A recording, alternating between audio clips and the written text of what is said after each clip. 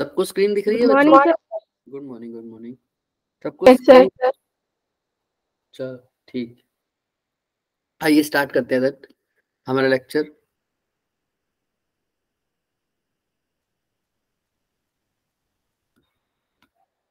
जो मैं write down कर रहा हूँ ये भी दिख रहा होगा?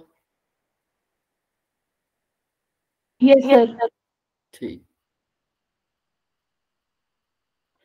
आइए सबसे पहले फर्स्ट क्वेश्चन की तरफ बढ़ते हैं हम। इस क्वेश्चन में क्या बोल रखा है सर? ये मेटल है, रेडियस आर है, इसका चार्ज भी बता रखा है, सब कुछ है ना। इनर रेडियस ए है, इसका आउटर रेडियस क्या है? B. Approximate variation of field as a function of distance R from the centre O. क्या लगता है फील्ड का वेरिएशन ओ के साथ क्या क्या कैसे वेरी करेगा? सॉलिड मेटल तो दिख रहा है आपको, जिसका रेडियस आर है, दिख रहा है ये छोटे वाला, सबसे छोटे वाला? Yes sir. Yes sir. इसको एक शेल के अंदर रखा हुआ बच्चे, जिसका इनर रेडियस ए है और आउटर रेडियस क्या है? बी है। तो बताओ क्या रहेगा इसका आंसर आपके अकॉर्डिंग?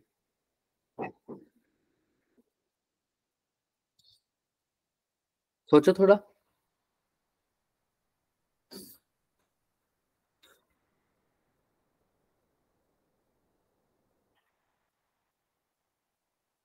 जल्दी जल्दी बोलो।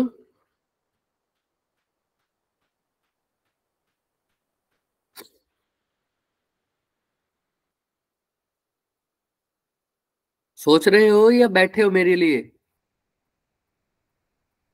मेरे को ए लग रहा है। ए क्यों? क्योंकि फील्ड मतलब रेडियस के इनवर्सली प्रोपोर्शनल होती है, तो रेडियस के इनवर्सली प्रोपोर्शनल होती है तो आप ये भी तो देखो ना, पहले किसकी बात हो रही है? इनसाइड से बात हो रही है, ये कहाँ से कहाँ का ग्राफ है ये भी देखो नीचे, पढ़ना इसको देखो। ये है आर रेडियस से स्टार्ट, अगर यहाँ आपकी बात हो तो, यानी ये बोल रहा है कि आर से पहले जो फील्ड होगा वो 0 होगा, और आर से लेकर स्मॉल आर तक, मतलब आर से लेकर बी के बाहर तक भी फील्ड कैसे वेरी कर रहा है? Inversely proportional to R. ये कह रहा है आर पे भी 0 है, ए पर भी 0 है, और बी पर मैक्सिमम है, और बी के बाद कैसा है sir? Inversely proportional to R. ये क्या कह रहा है बच्चे? 0 से आर तो बढ़ रहा है, फिर मैक्सिमम हो रहा है, और फिर आर से लेकर बी तक, यानी यहां से लेकर बी पॉइंट तक, यहाँ बाहर वाली रेडियस तक इसकी वैल्यू 0 है, और उसके बाद इनवर्सली प्रोपोर्शनल टू क्या है? आर है सर। ध्यान से देखो इसको, तुम्हें क्या लगता है? सॉरी, देखो ध्यान से।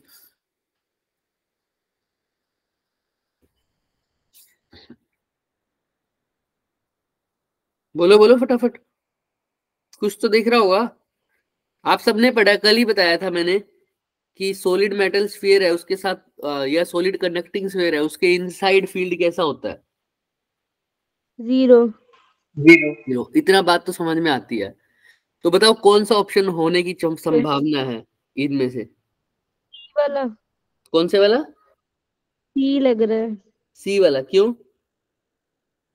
सर। ए इनसाइड पे नहीं है तो वहां पे 0 ही होगी फिर। तो सी पर तो 0 नहीं है, इनसाइड पे देखो, सी पर तो इनसाइड पे ऐसे चल रहा है सर। कहाँ कहाँ 0 हो सकता है? ध्यान से देखो भाई, इनसाइड तो पक्की बात है 0 है, तो अंदर 0 कहाँ पर है? देखो अंदर वाली रेडियस बताओ कहाँ से कहाँ तक है? छोटे वाले की रेडियस कितनी है sir? Maximum to maximum R है, तो आर से पहले तो कोई फील्ड होना ही नहीं चाहिए। आर से पहले, क्योंकि वो फील्ड ये है ना कंडक्टिंग वाला, ये इसके अंदर तो फील्ड होना ही नहीं चाहिए सर, कंडक्टिंग वाला है। तो बताओ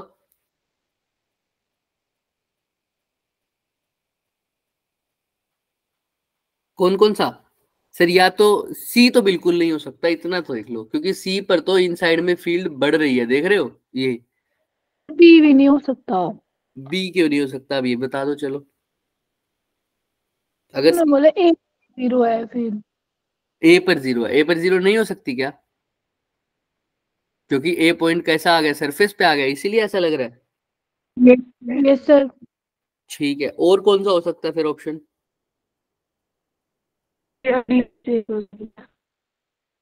ए और डी, फिर अब वो बता दो। दो ऑप्शन तो नेग्लेक्ट कर ही दिए तुमने, जल्दी बताओ।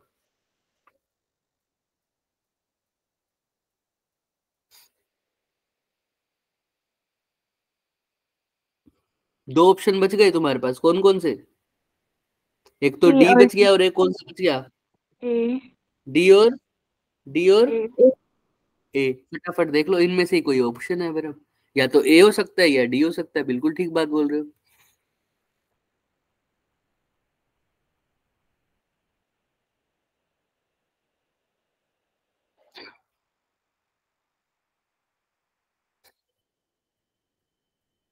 बोलो।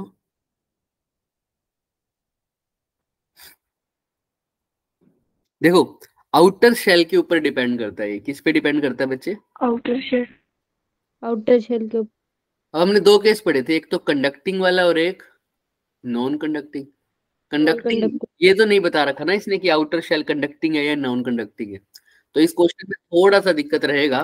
ध्यान से देखना, इस क्वेश्चन में थोड़ा सा दिक्कत रहेगा, बट आपको पता होना चाहिए। आप लोगों ने बिल्कुल सही आंसर दिया इसका कि या तो ए हो सकता है या क्या हो सकता है, डी। और दोनों ही सही सिचुएशंस है वैसे तो। अगर कंडक्टिंग हुआ ना तो अंदर वाला हिस्सा बिल्कुल क्या हो जाएगा, उसका फील्ड जीरो हो जाएगा। और अंदर वाले हिस्से की बिल्कुल फील्ड जीरो का मतलब पता है क्या है? कि सिर्फ आगे वाला देखो, धीरे धीरे उसका धीरे धीरे सरफेस पे फील्ड होगा, उसके बाद उसकी वैल्यू जीरो, धीरे धीरे धीरे धीरे क्या हो जाएगी, जीरो हो जाएगी। ध्यान से देखो, इतना तो समझ में आ गया। ये सर, ये जो सबसे अंदर वाला स्फीयर है, ये तो कैसा है सर, मेटल यानी कंडक्टिंग है, तो इसके अंदर तो कोई फील्ड होने नहीं वाला है ना, हाँ या ना? इतना समझ में आया सबको? उसके बाद सर, ये जो उससे बाहर वाला फील्ड है, उसके जो बाहर वाला है, उसके पास रेडियस कितना है? देखो ध्यान से, ए बोल रेडियस। भी रखा है। जो ए इनर रेडियस रेडियस है वो ए है सर, ये वाला रेडियस ए है। और इसके भी बाहर एक वो है, इसको मिला के शेल बना ना एक, उसका रेडियस कितना है बच्चे? बी। बी। यहाँ क्लियर है? तो इसका ऑप्शन ए भी हो सकता है और डी भी हो सकता है, डिपेंड करता है कौन सा स्फीयर दे रखा है मेरे को। ए कैसा होता जब क्या होगा इसके अंदर, कंडक्टिंग स्फीयर होगा। कौन सा स्फीयर होगा बच्चे? Conducting sphere conducting. होगा। देखो यहाँ से यहाँ तक है रेडियस आर, रेडियस आर के बाद कौन कौन सी रेडियस आ रही है सर? ये वाला रीजन आ रहा है अंदर वाला, ये पूरा शेल है सर। उसका इनर रेडियस दे रखा है और आउटर रेडियस दे रखा है। शेल के आउटसाइड तो आपको पक्का पता है फील्ड कैसी होती है, इनवर्सली प्रोपोर्शनल टू आर का स्क्वायर। स्क्वायर स्क्वायर स्क्वायर है ना, आर का स्क्वायर।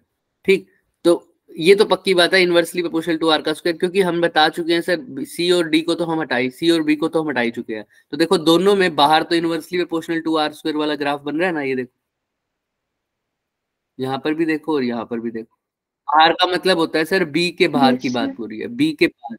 तो बी या बी के बाद इनवर्सली प्रोपोर्शनल टू आर है। इतना तो मेरे को समझ में आ रहा है सर, इतना तो मेरे को समझ में आ रहा है सर। अब यानी ये वाला ऑप्शन यहां तक भी ठीक है, यहां पर भी ठीक है। अब बात आती है आर से लेकर ए तक की बात, मतलब सर इस वाले रीजन में, इस वाले रीजन में अगर ये नॉन कंडक्टिंग हुआ तो अंदर वाले की बात हो रही है, अंदर नहीं होगा सर, शेल है क्योंकि शेल। ठीक है, अंदर नहीं होगा सर, तो ऑप्शन नंबर डी भी करेक्ट हो सकता है। Option number D more accurate है, बट अगर उसने एक कंडीशन लगा दी कि शेल कंडक्टिंग है, तो वो ऑप्शन नंबर ए भी होगा। आओ एक बार चेक कर लेते हैं इसका आंसर। कौन सा ऑप्शन है इसका? सेक्शन केमिस्ट्री फिजिक्स पहले था ना? Yes sir.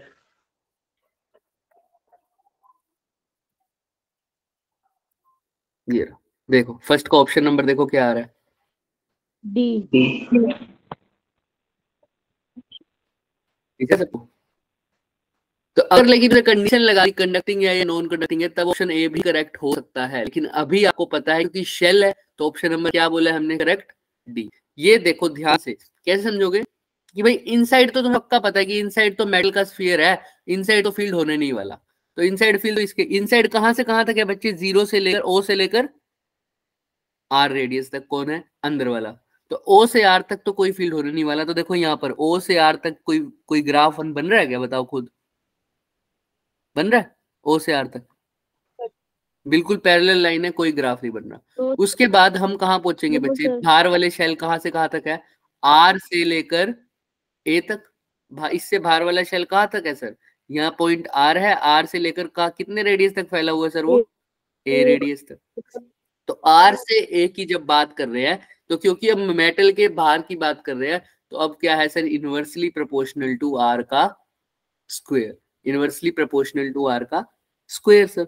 अब बाहर आ जाओ।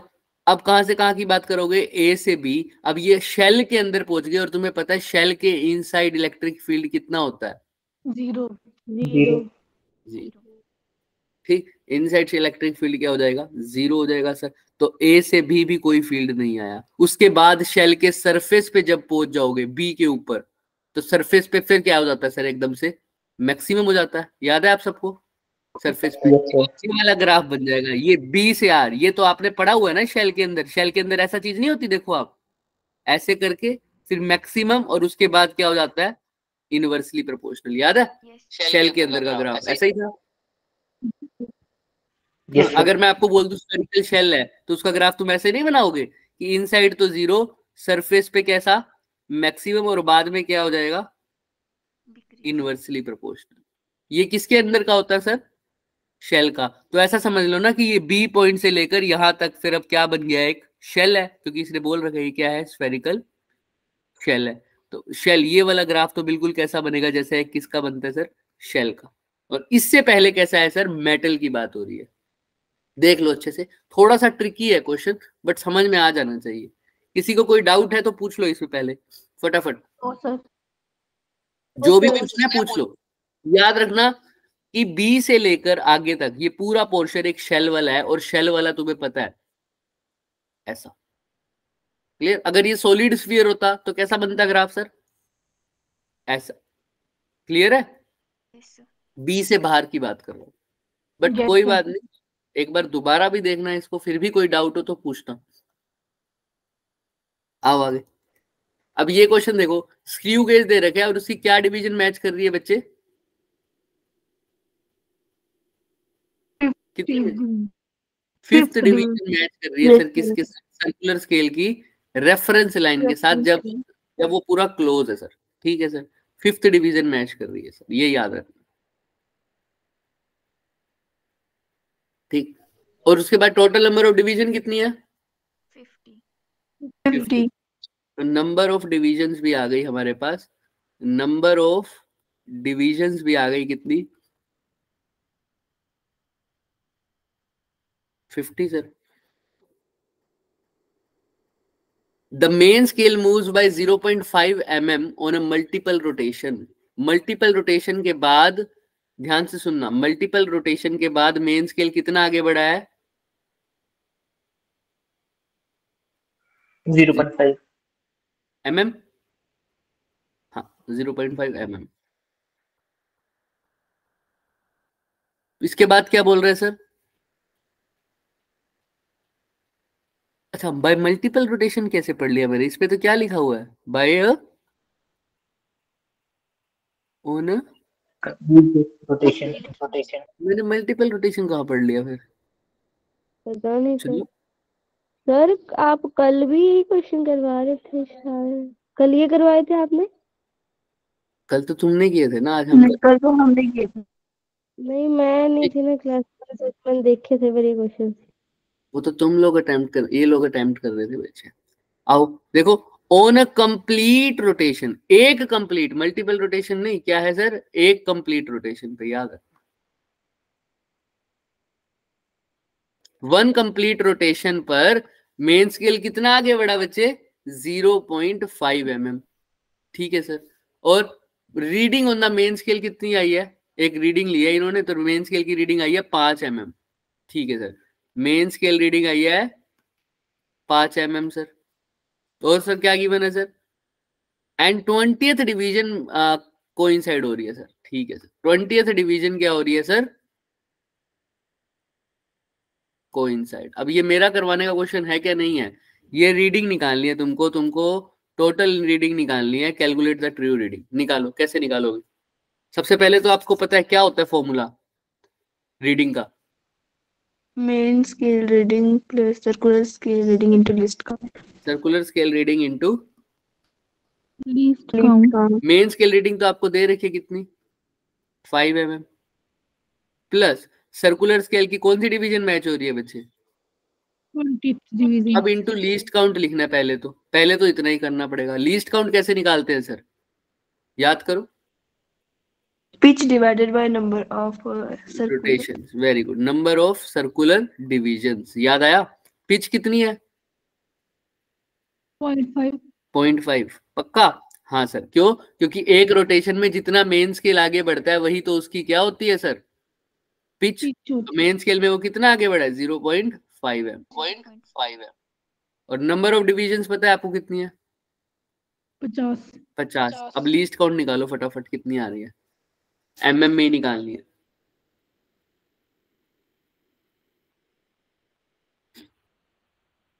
कितना आ जाएगा भाई, 5/10 इधर ले जाओगे तो 5/500 क्या आ जाएगा बोलो, 0.01 mm। तो इसको किससे मल्टीप्लाई कर दोगे, 0.01। अब सोल्व कर दो फटाफट, क्या आंसर आ रहा है, बट अभी भी पूरा आंसर नहीं आएगा। हाँ बोलो, 5.21। 5 mm, देख रहे हो ना सब, 5 mm। और इसको जब करोगे तो क्या लिखोगे भाई, जिसको नहीं समझ में आ रहा है वो 0.2 लिखोगे या नहीं लिखोगे, हाँ या ना।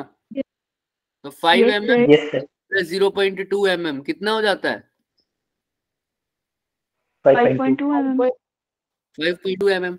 तो देखो यहाँ पर ऑप्शन तो दिख रहा है 5.20 mm, हाँ सर दिख तो रहा है, बट क्या ये सही लगता है आपको ऑप्शन, बताओ, कोई बताना चाहेगा कुछ एक्स्ट्रा इसमें, मैं आपको दिखा देता हूँ।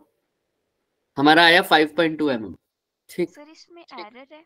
वेरी गुड, इसमें क्या है, एरर है। क्या एरर है, क्योंकि उसने देखा है जब वो पूरा से क्लोज था, जब उसके अंदर कुछ भी नहीं था, तब वो क्लोज किया गया, तब भी मेन स्केल की रेफरेंस लाइन 0 के साथ कोइंसाइड करनी चाहिए थी, लेकिन उस टाइम पर वो कोइंसाइड कर रही थी क्या 0 के साथ,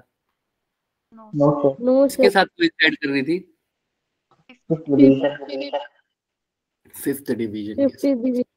तो कितना एरर हो गया सर, मैंने बताया डिवीजन को मल्टीप्लाई कर दो लीस्ट काउंट से, लीस्ट काउंट कितना है 0.01, तो कितना एरर है सर 0.005।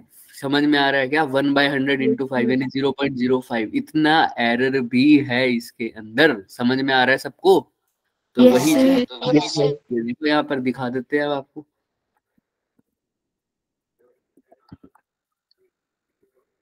दिख रहा है, ये देखो, बाकी सब तो ठीक है। हमारा भी आ गया था सर 5 mm, ये इतना तो हमारा भी आ गया था, लेकिन बाद में इन्होंने क्या 5 इंटू 0.01 यानी 0.05 को माइनस किया है। अब माइनस क्यों किया था, क्योंकि सर इतना एरर था, और ये एरर कौन सा है सर, 5 डिवीजन पहले ही कोइंसाइड हो रही है, यानी ये पहले से ही क्या दे रहा है सर, कुछ रीडिंग दे रहा है। और मैंने आपको बहुत बार बता रखा है कि जब भी पहले से ही कुछ रीडिंग दे रहा है तो वो पॉजिटिव 0 एरर हो रहा होता है, और उसको क्या करते हैं एक्चुअल में कर दो सर। जो हमारा आंसर आया, हमारा आंसर क्या आया था 5.20। 5.20 में से क्या माइनस कर दो 0.05। क्लियर है सबको, हाँ या ना। तो इसलिए इसका ऑप्शन नंबर आ जाएगा 5.15। किसी को कोई भी डाउट है तो बताओ। आसान है, कर लिया था ये तो बहुत पहले। आओ चलिए, कभी कुछ ट्रिकी भी क्वेश्चन आते हैं, वो ऊपर आ चुका है एक अभी तो। अब इसका कैसे करोगे, ये वेक्टर का है, चलो बाद में देख लेंगे, बट करना चाहो तो कर भी सकते हो इसको। वेक्टर हमने कर लिया है, तुमने पहले OA और OB को क्या करना है, ऐड करना है, फिर OB और OC को क्या करना है आपस में, फिर इन दोनों का जो रिजल्टेंट आएगा उसको OC से क्या करना है बच्चे, सबट्रैक्ट करना। ठीक, समझ में आ रही है सबको, हिंट दे दूं सबको थोड़ा सा। OA और OB को ऐड करना तो बहुत आसान है, क्योंकि उनके बीच का एंगल दिख रहा है, तुम्हें दिख रहा है ना, यस सर। कितना दिख रहा है, 60 दिख रहा है सबको, मेरे को तो नहीं दिख रहा। फिर OA और OB के बीच में 60, एक में 30 30 भी नहीं दिख रहा मेरे को। टोटल बताओ 90। 90। कितना है 90। तो इसको तो तुम ऐड दो तरीके से कर सकते हो। कैसे सर? इसके दो कंपोनेंट कर दो सर, या तो OA के करोगे जब तो ये हो जाएगा, या तो सीधा ही ले लो OA का स्क्वायर प्लस OB का स्क्वायर प्लस 2OA OB कोस 90। और कोस 90 क्या हो जाता है बच्चों? 0। या तो ऐसे कर दो, हाँ या ना? कर सकते हो Yes, ऐसे sir. भी, है ना? फिर अंदर आ जाएगा OA का स्क्वायर प्लस OB का स्क्वायर, बट उसको आपको किस में कन्वर्ट करना पड़ेगा? टेंजेंट की फॉर्म में। किस में कन्वर्ट करना पड़ेगा? टेंजेंट की फॉर्म में, क्योंकि सारा आंसर किसकी फॉर्म में बच्चे? टेंजेंट की फॉर्म में। अगेन ये 11th का क्वेश्चन है, अभी हमने 11th वाला पार्ट टच नहीं किया यहाँ पर, बट फिर भी अगर तुम्हें हिंट चाहिए तो मैं बता देता हूँ। या इसको कैसे कर दो, इसके दो कंपोनेंट कर दो। OA के दो कंपोनेंट करोगे तो ये वाला कंपोनेंट क्या बनेगा बच्चे? OA cos 30, और इसके ऊपर वाला कैसा बनेगा? OA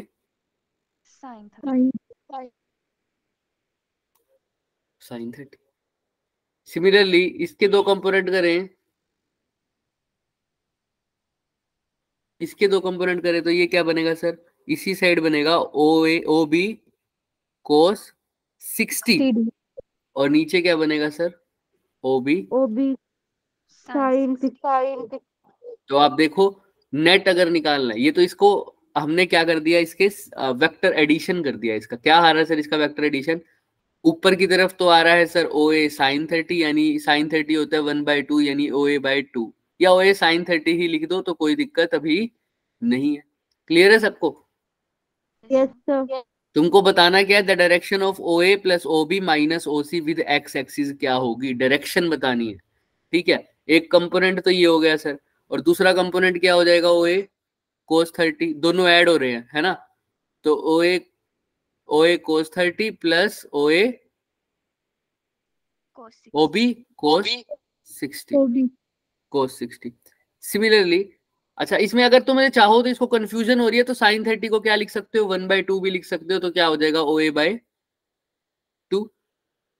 ऐसे ही cos 30 और cos 60 की भी वैल्यू पुट कर दो ताकि थोड़ा सा आसान रहे। लास्ट में आपको आसान बता दूंगा मैं। यहाँ पर देखो OA cos 30 कितना हो जाएगा? cos 30 कितना होता है बच्चे? रूट 3/2।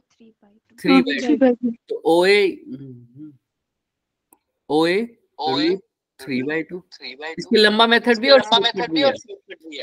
प्लस में OB इंटू में क्या आ जाएगा? cos 60 क्या होता है? 1/2, तो OB/2। क्लियर सबको?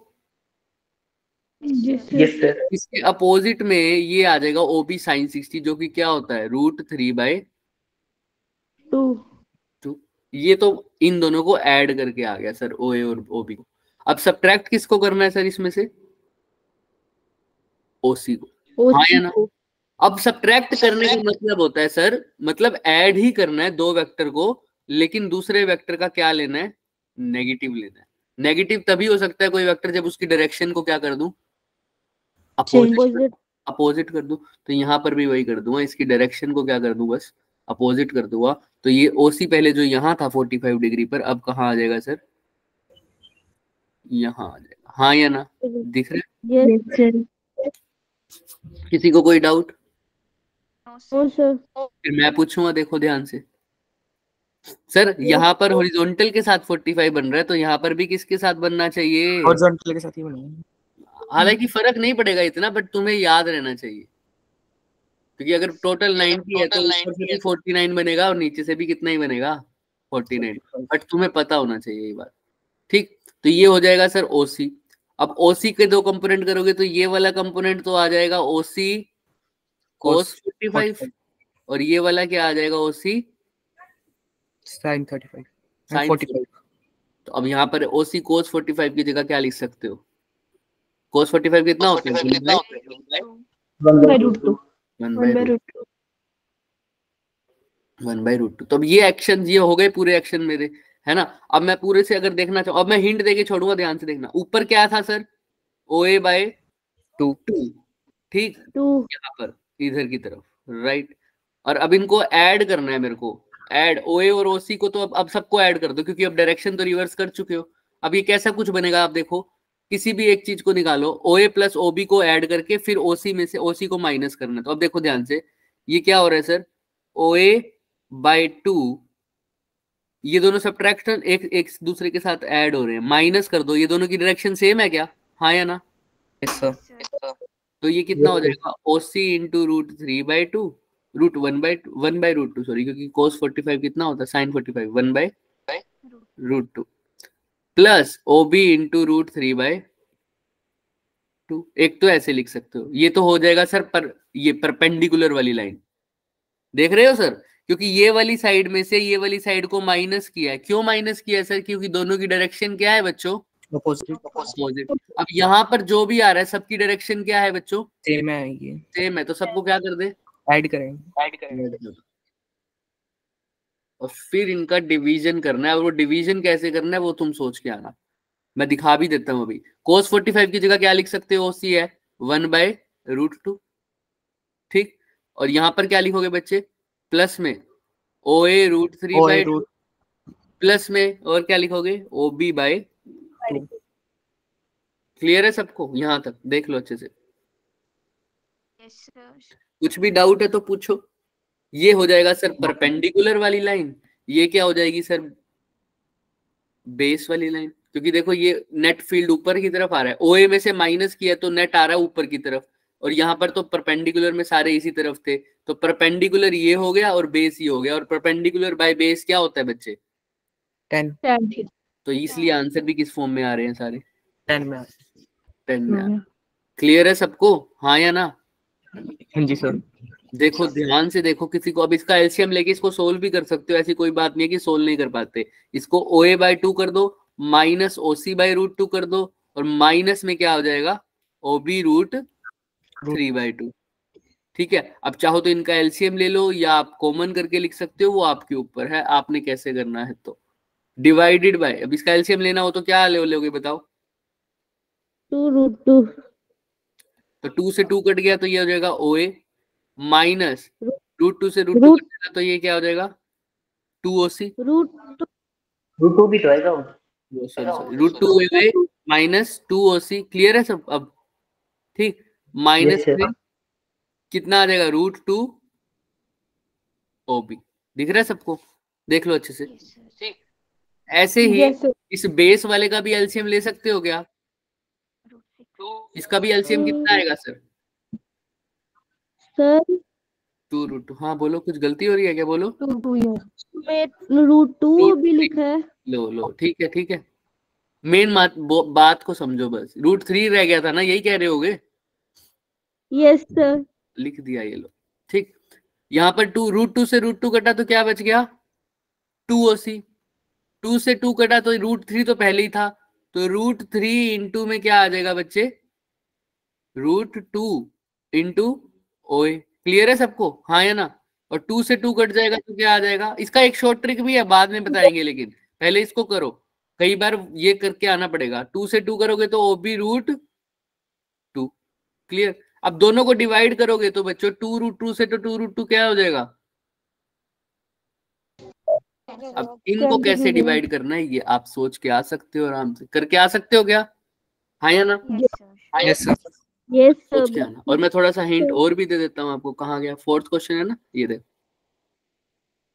सेम टू सेम किया हुआ है, बस इन्होंने बोल दिया कि OA। अब इन तीनों का मैग्नीट्यूड ये देखो क्या बोल लेट कर रहे हैं, सेम। अब सेम लेट क्यों कर रहे हैं, यही चीज तुमको देख के आनी थी। देखो यहाँ पर मैग्नीट्यूड ऑफ वेक्टर्स आर, दिख रहा है सबको, पहली लाइन ही। Yes sir. क्या इक्वल दिए हुए पूरे। क्लियर है सबको इतना? अब तो सॉल्व करना आसान हो जाएगा या नहीं, करें, हो जाएगा या? इसका मतलब समझ रहे हो, इसका मतलब समझ रहे हो? अच्छा सारों की जगह क्या लिख दो तुम, ओए ओए ओए ओए ओए। तो जब ओए ओए ओए कॉमन लोगे तो सारी जगह से क्या हो जाएगा सर, कट जाएगा। ओए कॉमन आ भाई जाएगा, देखो, कट जाएगा, ओए कट जाएगा। कट जाएगा। हाँ समझ नहीं आएगी। अब ओए से ओए कट नहीं जाएगा क्या, तो ओए बाहर कॉमन लो पहले वाले से, कितना आएगा बताओ, अंदर अंदर क्या बचेगा, √2 - 2 है ना, ऐसा ही कुछ बचेगा, √2 - 2 आगे -√6 माइनस √2 इंटू माइनस √2 इंटू √3, यही आ जाएगा क्या, हाँ या ना? अच्छा, ये यहाँ से कॉमन ले ले, नीचे वाले से भी क्या कॉमन लोगे सर? ओए। ओए तो यहाँ पर बचाओ, क्या बचेगा? 2 प्लस √3 इंटू √2, माइन प्लस में क्या बचेगा? √2, सेम है ना, प्लस प्लस में yes answer. Sir 2 plus √3 into √2 plus में क्या है बच्चे? √2। अब आई थिंक कोई डाउट नहीं होना चाहिए, कर पाओगे अब? ओए से ओए भी कट गया, यही टेंजेंट थीटा है। अब इसमें से भी 2 कॉमन, √2 कॉमन ले सकते हो क्या सब में से? Yes sir Yes, sir. इसीलिए 1 की फॉर्म में आंसर आ रहा है। नीचे वाली सारी टर्म्स पॉजिटिव आ रही है, दिख रही है सबको? तो मेरे हिसाब से सी ऑप्शन होना चाहिए, बट फिर भी चेक कर लो। √2 कॉमन ले लोगे तो अंदर क्या बचेगा? 1 माइनस 2 को √2 माइनस √3, तो यहाँ पर क्या बचेगा? प्लस 1 प्लस यहाँ से भी कॉमन लेना पड़ेगा ना आपको, ऑब्वियस सी बात है। तो यहाँ क्या बचेगा? √2 प्लस √3। क्लियर है सबको? हाँ या ना? तो आराम से हो जाएगा। फिर भी किसी को कोई डाउट है मैंने कैसे किया, आप लेट कर सकते हो। अगर तुमको ये कॉम्प्लेक्स लग रहा है कि सर ओए को ओबी को ओसी को ऐसे क्यों किया, सबको सेम लिख देते। अगर बच्चे मैं रिजोल्व करते टाइम सबको सेम लिख देता ना, तुम्हें पता ही नहीं लगता मैंने किसको रिजोल्व किया है। इसीलिए अभी वैल्यू पुट नहीं की थी, लास्ट में वैल्यू पुट करी है। समझ में आ रही है बात सबको? अगर ये मैं पहले लिख देता सबको ओए, तो मैं रिजोल्व कैसे कर पाता इसको? मेरे को तुम्हारे को बता ही नहीं पाता मैं किसको रिजोल्व करके आया है, क्योंकि यहाँ पर भी ओए लिखता, यहाँ पर भी ओए लिखता, तुम्हें पता ही नहीं लगता कि किसको कैसे रिजोल्व किया। क्लियर है सबको? हाँ या ना? Yes, sir. देख लो, फिर भी किसी को कोई डाउट है तो आराम से पूछ सकता है, कुछ भी पूछना है तो बोलिए। चले आगे। देखो यहाँ पर ऊपर वाली सारी टर्म कैसी आ रही है? नेगेटिव। नीचे वाली सारी टर्म कैसे आ रही है? पॉजिटिव। हमारा भी यही है, दिख रहा है सबको? हाँ या ना? चलिए सर, अब आगे चले। आओ फिर। तो ये तो हम सीधा ही देख सकते थे सर, एक ही ऑप्शन था जिसमें ऊपर वाली टर्म नेगेटिव आ रही थी, नीचे वाली कैसी आ रही थी सर? पॉजिटिव आ रही थी। बाकी सब में तो नहीं आ रहा था सर ऐसा कुछ। देखो यही है ना, इसमें ऊपर वाली टर्म नीचे, ऊपर नेगेटिव, नीचे क्या था? पॉजिटिव। बाकी सब में ऐसा किसी में भी नहीं था। अगेन ये वेक्टर का क्वेश्चन था, जिसको आता था तो ठीक है, इसका स्क्रीनशॉट लेना तो फटाफट ले लो, मैं इसको रब करने वाला हूँ। ले लिया सर। चलो, कुछ भी नहीं था क्वेश्चन में, सिर्फ रिजोल्व करना है तुम्हें। सिर्फ एक बात का ध्यान रखना है बच्चे, जो हमने वेक्टर में पढ़ा हुआ है ये चीज, बट तुम्हें एक बात का याद रखना, जब भी वेक्टर को माइनस कर रहे हो तो उसका मतलब क्या है?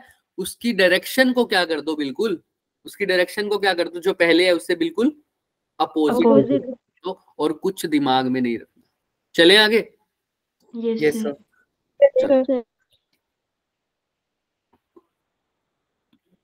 आई, अब देखो कि क्या पूछ रहा है। Fractional change in the magnetic field intensity R from the centre of the axis current carrying coil of radius a to the magnetic field intensity at the centre of the same coil.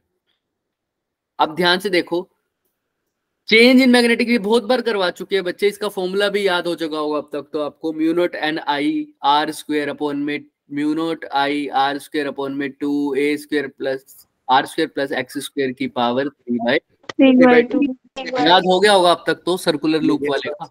बस वही formula लगाना है आपको, और उसमें क्या करना है देखो, fractional change in the magnetic field intensity eight A distance r। एक तो सेंटर से कितनी दूर लेके जाना है सर? r डिस्टेंस के दूर पर, और दूसरी कहाँ है सर उसके? From the centre of the axis to the magnetic field intensity at the centre. X की जगह बस क्या पुट कर देते हो? 0 पुट कर देते हो, है ना? याद है सबको? म्यू नॉट आई अपॉन में 2 क्या बन जाता है वो? 2 r सेंटर पर, यही बन जाता है ना, सिंपल। Yes sir. दोनों में चेंज बताना है आपको, यानी डेल्टा। देखो सेम टू सेम, ये बहुत बार कर चुके हैं बच्चे क्वेश्चन हम। ये देखो दिख रहा है, यही फॉर्मूला लगाया होगा। Yes sir. बस हमने रेडियस को r बोला, इसने रेडियस को a बोल दिया, और कुछ नहीं किया सर। और नंबर ऑफ टर्न्स अगर n है तो n लिख दिया, और कुछ नहीं। अभी n की जगह आप दोनों से n से n कटेगा ही, क्योंकि ऊपर वाले फॉर्मूले में भी अगर n लिखोगे तो नीचे वाले में भी क्या लिखोगे बच्चे? n लिखोगे, नंबर ऑफ टर्न्स, है ना? तो देखो यहाँ पर भी यही लगा रखा है सर, म्यू नॉट एन आई अपॉन में 2a, हमने क्या लिखा, म्यू नॉट एन आई अपॉन में 2r, सिंपल। और फ्रैक्शनल चेंज मैंने पहले भी आपको बताया हुआ है, जब हम रेजिस्टेंस की बारे में करते थे बच्चे, तो फ्रैक्शनल चेंज कैसे लिखते थे रेजिस्टेंस में, डेल्टा आर बाय, इसका मतलब क्या होता था सर, डेल्टा आर का मतलब होता था चेंज, और ये आर क्या होता था सर, ओरिजिनल वैल्यू।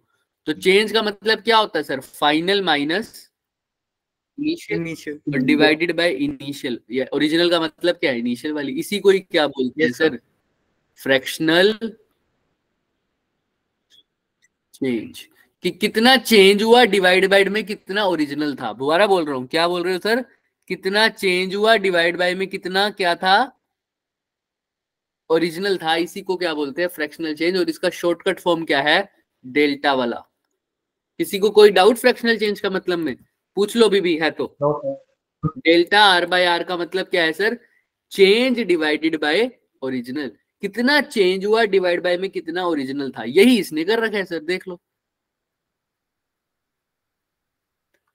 देखो चेंज कितना हुआ, आप सबको पता है। पहले कितना, किसकी बात हो रही थी, एक्सिस की बात हो रही थी, तो पहले किसकी बात करोगे, बी एट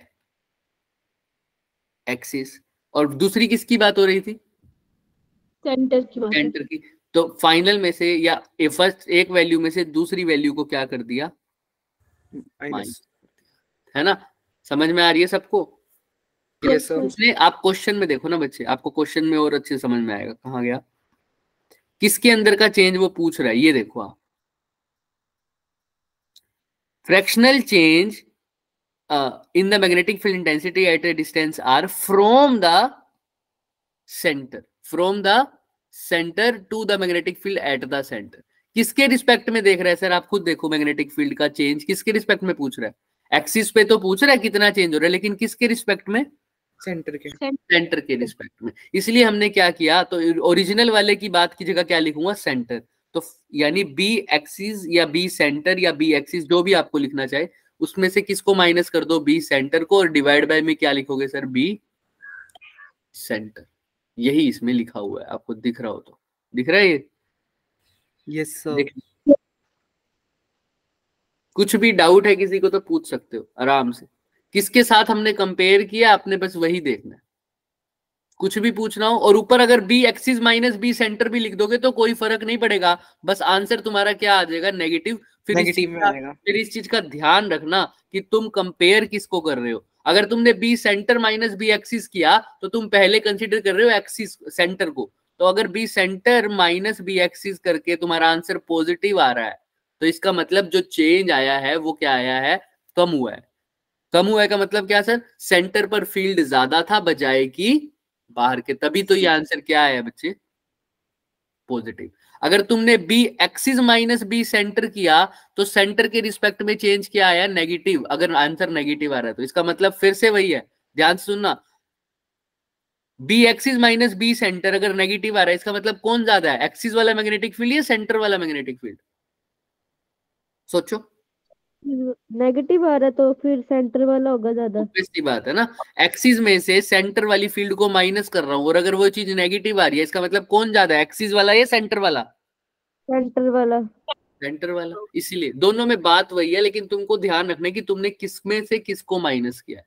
फॉर्मूला वही लगेगा सर जो अभी बताया है मैंने, चेंज डिवाइडेड बाय में, चेंज डिवाइडेड बाय में, इसको एक ही चीज पे लिख दो।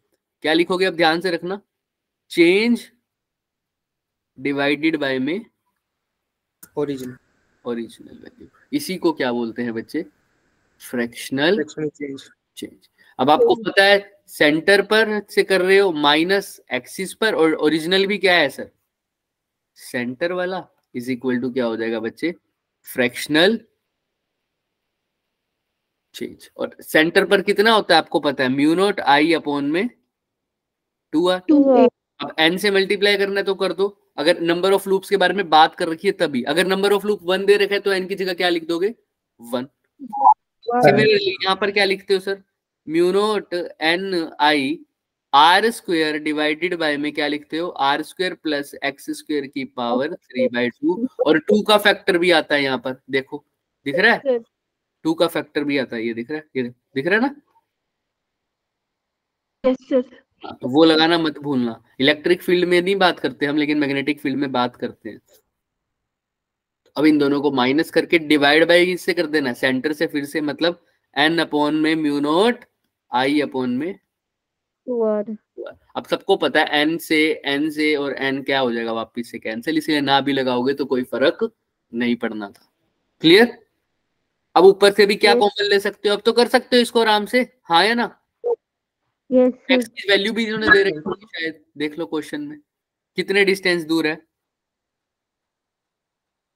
r r डिस्टेंस, और रेडियस को a दे रखा है। अब तुम रेडियस की जगह क्या पुट कर देना, a, और x की जगह क्या पुट कर देना है, r। आओ देखते हैं, mu naught I upon 2, r की जगह, रेडियस की जगह a पुट कर दो, plus mu naught I, r की जगह a पुट कर दो, a का square divided bye 2 a square, plus x की जगह क्या पुट करना है, r डिवाइडेड बाय में क्या करोगे, म्यू नॉट I अपॉन में 2 r की जगह a।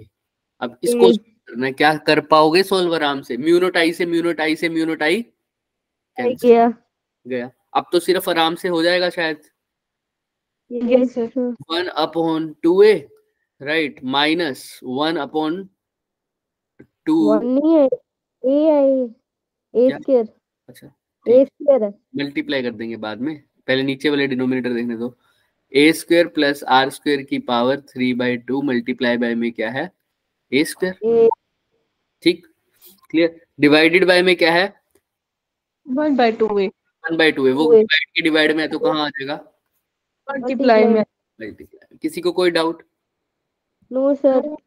अब दोनों को माइनस तो कर लोगे ना, कोई दिक्कत आएगी किसी को तो पूछ लो पहले, नहीं आएगी। ठीक है? फिर भी कोई डाउट आए, इसका आसान तरीका क्या है, ये वाला a स्क्वायर से इंटू 3/2 करोगे तो कितना आ जाएगा सर, a का क्यूब आ जाएगा ना, हाँ या ना? तो a का क्यूब आ जाएगा, a का क्यूब बाहर ले लेना, ताकि उस a स्क्वायर से वो एक a का क्यूब से पार्ट एक स्क्वायर कट जाए। समझ में आ रहा है?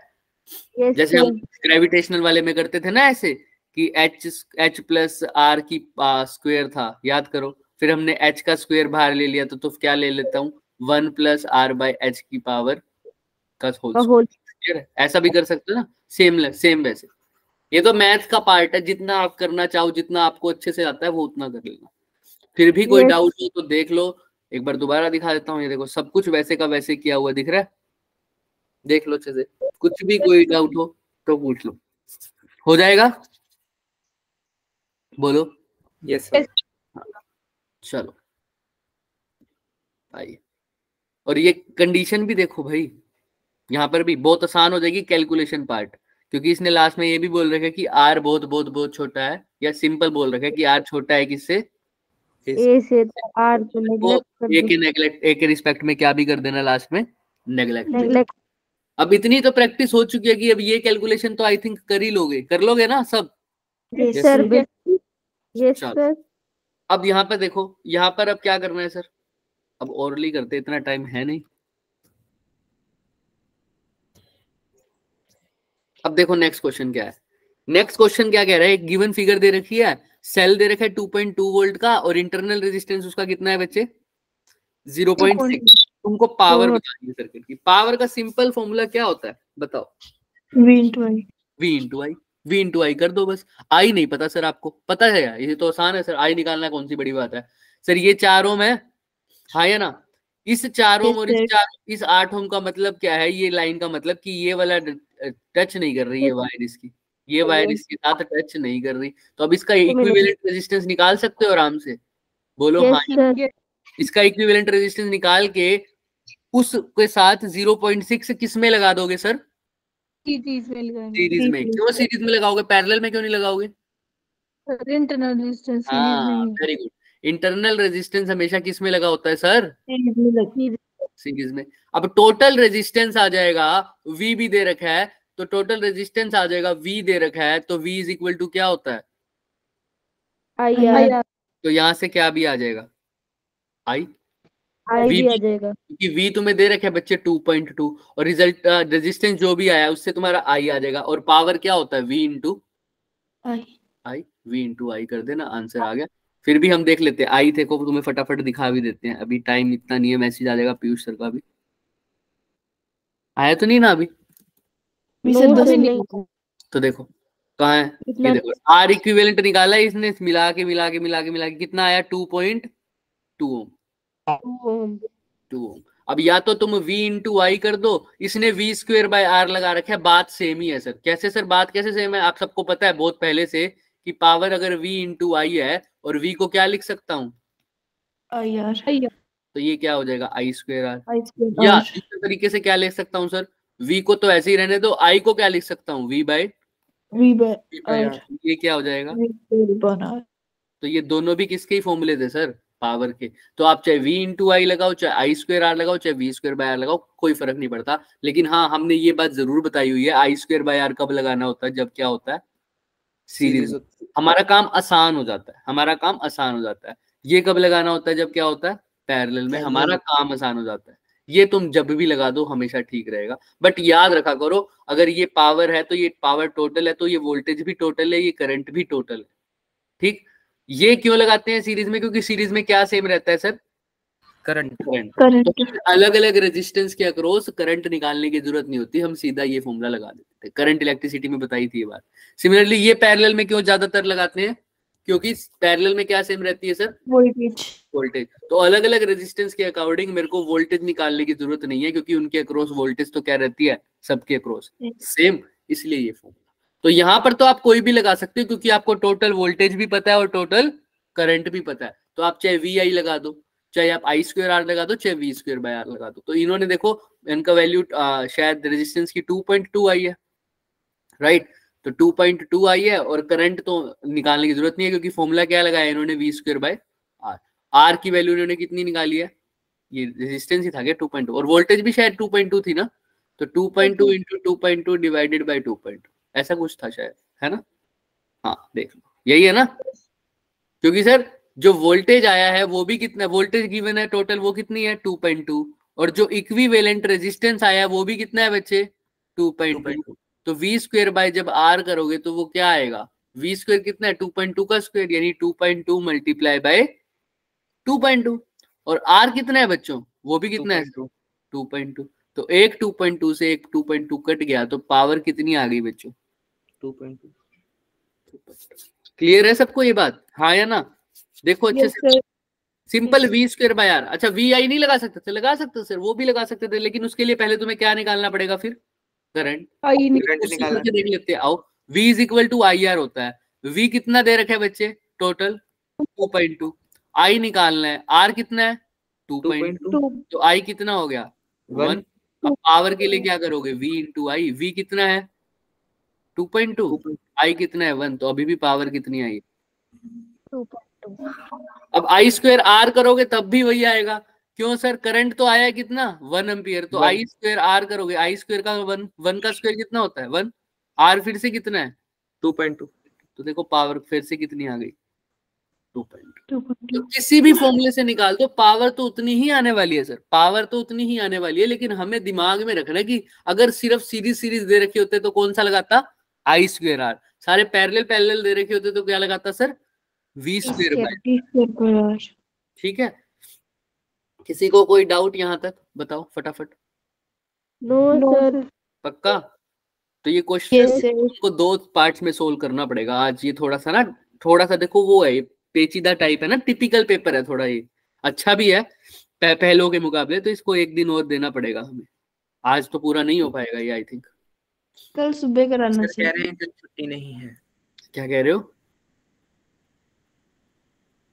सर कल नहीं होगा, परसों। क्या आप कोई कह रहा था छुट्टी नहीं है, सर यही कह रहा था मैं भी कि सर ये कह रहे हैं कि कल छुट्टी नहीं है, क्लास होगी। कौन कह रहा था, आप कहना चाहते थे ऐसा? नहीं ऐसा नहीं कहना चाहते थे हम तुम्हारी छुट्टी भी नहीं छोड़ेंगे, ऐसा थोड़ी होगा। हम अपनी भी छुट्टी नहीं छोड़ेंगे, तुम्हारे भी नहीं लेंगे, टेंशन मत लो सर। और कल मेरी 4 घंटे सर कल ले लेना क्लास, परसों रहने देना प्लीज। क्यों परसों क्यों ना लेंगे, परसों क्यों ना लेंगे, परसों तो लेंगे। किसी का बर्थडे आ रहा है परसों, न्यू ईयर है। अच्छा ऐसा कहा जाता है कि अगर न्यू ईयर वाले दिन ना लो तो फिर पूरे साल नहीं लिया जाएगा। अरे सर चुप रहो। नहीं सर ये सब हम मानते नहीं है, पर ये मैं सर मान पार्टी लूं। करनी है ना स्कूल में। ये क्या हाँ, बात ठीक है, है। न्यू ईयर कौन मनाता है? हम तो बसंत कोई पंचमी नहीं मनाते हैं, मनाता सर। ठीक है। सर चलो वो भी कोई बात, मनाते हैं। हमने हम तो नहीं पार्टी मनाते कर। न्यू ईयर वगैरह, हम बसंत पंचमी मनाएंगे, ठीक है। बढ़िया। अरे मना लेना भाई, मना लेना। कल को पता चले सर फोटो डाल रहे हैं न्यू ईयर पे, और हमें मनाने नहीं दे रहे। ये हमें तो बोल के गए हम नहीं मनाते, खुद डोमिनोज में बैठ के पिज्जा खा रहे हैं सर। चल पावर हमें कितना भी, है? हमें भी भेज देना पिज्जा एक। अरे नहीं, खत्म, मजाक कर रहा हूँ मैं। देखो अब जो सच, पहली बात सच होती है हमेशा, आपके मुंह से सच निकल चुका है।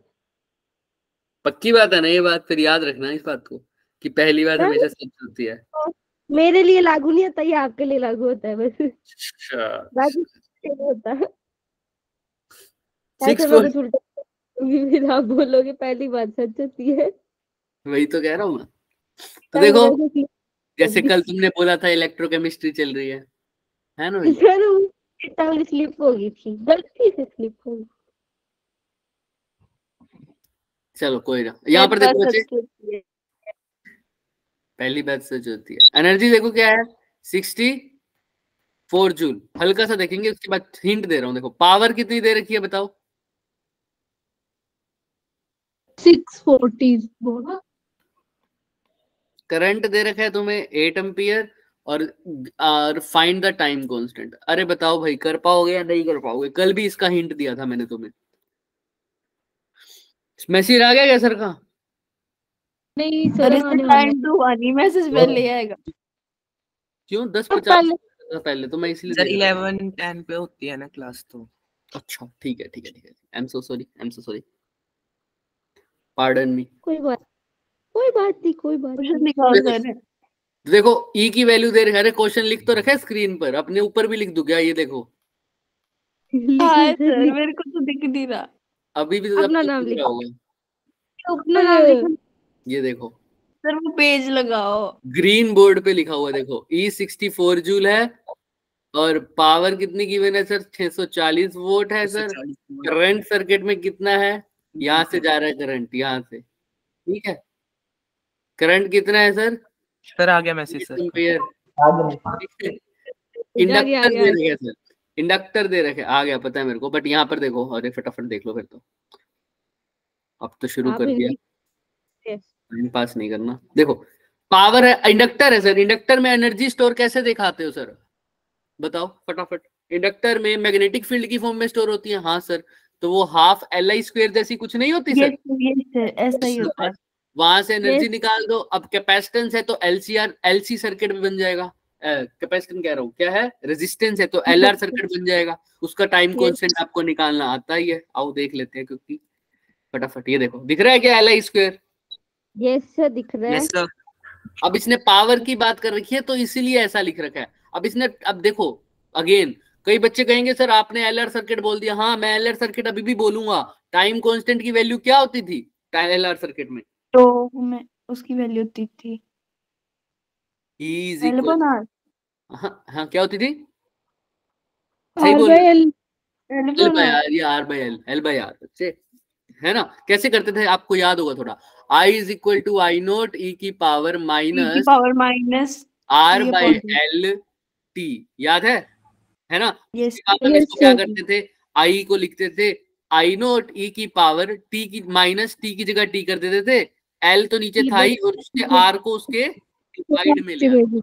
तो इसको क्या बोलते थे? L/R तो को टाइम कांस्टेंट, है ना, यानी टू। और L/R ही तो निकाल दो। ये अभी देखो पूछा टाइम कांस्टेंट है, टाइम कांस्टेंट होता है L/R। उसके लिए L भी चाहिए और क्या भी चाहिए बच्चे?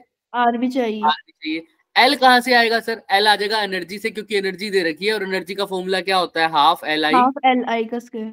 I तुम्हें गिवन है, दे रखा है सर 8 एम्पियर, हाँ। दिख रहा है सबको? Yes sir. यस तो यहाँ पर 8 यस, एम्पियर का स्क्वायर करोगे तो 64 तो है ही। 8 का स्क्वायर भी क्या हो जाएगा सर? सब ठीक हो जाएगा। 64। 64 से 64 चला जाएगा। L है यहाँ पर साथ में, तो L किसके इक्वल आ जाएगा? दो। तो हो तो जाएगा। हाँ या ना बोलो। Yes sir. अब क्या रह गया सर? Are R। रह गया। R कैसे निकालोगे तुम बताओ? पावर दे रखी है सर, पावर सर्किट में सर्किट में पावर डिसिपेट होगी रेजिस्टेंस के कारण, और रेजिस्टेंस का फॉर्मूला पावर का क्या होता है, अभी तुम पढ़ के आए हो। करंट, करंट दे रखे है ना, करंट की फॉर्म में बताओ। I square by I square R. Clear है सबको, हाँ या ना? तो पावर दे रखे है, करंट दे रखे, क्या आर नहीं आ सकता? अब आ जाएगा सर। सर वही तो है। 1 आएगा। दिख रहा है क्या सबको? दिख रहा है? ये देखो power is equal to I square R. तुम करना चाहो तो इसको कर दो, मेरे को याद नहीं है मैंने कहाँ लिखा है, यही लिखा हुआ है क्या? चलो फिर तो कर ही दो। आई स्क्वायर की जगह क्या लिखोगे बताओ? 64। 64। आर निकालना है सर। पावर कितनी गिवन है सर? 640। ये कटेगा तो 10 आ जाएगा, तो आर 10 आ गया, एल 2 आ गया। 2/10 कितना होता है? 0.2। ऑप्शन नंबर क्या है? B is the right answer. B is the right. Clear है सबको, हाँ या ना? Yes sir. So, ये देखो दिख रहा है। और ये मत पूछना कि इसकी यूनिट क्या होगी, टाइम कांस्टेंट है, यूनिट क्या होती है फिर टाइम की? sec. और वो आयरन सर्किट में मैंने बहुत अच्छे से बताया भी था क्या होती है, कैसी होती है ना? फिर भी यस सर। Yes, sir. शक, सवाल, शंका, संदेह, क्वेश्चन प्रश्न है तो पूछो। ये क्वेश्चन नंबर याद रख लो, कहाँ तक हो गया हमारा? Question number 7. ठीक है। नेक्स्ट क्लास जरूर अटेंड करना, ये पेपर अच्छा है इसीलिए इस पे 2 दिन लग रहे हैं, वरना हमने 2 दिन में कोई पेपर नहीं करा अभी। Next class में school. नेक्स्ट मैं तो लेकर तुम्हारी हो चुकी है अनाउंस 11:10 से लेकर वो 9 मिनट क्या करोगे? सर बातें मारेंगे। आपसे नहीं बातें सर, मार- पहले चल जाएगी ना हम। सर जल्दी पढ़ाते हैं।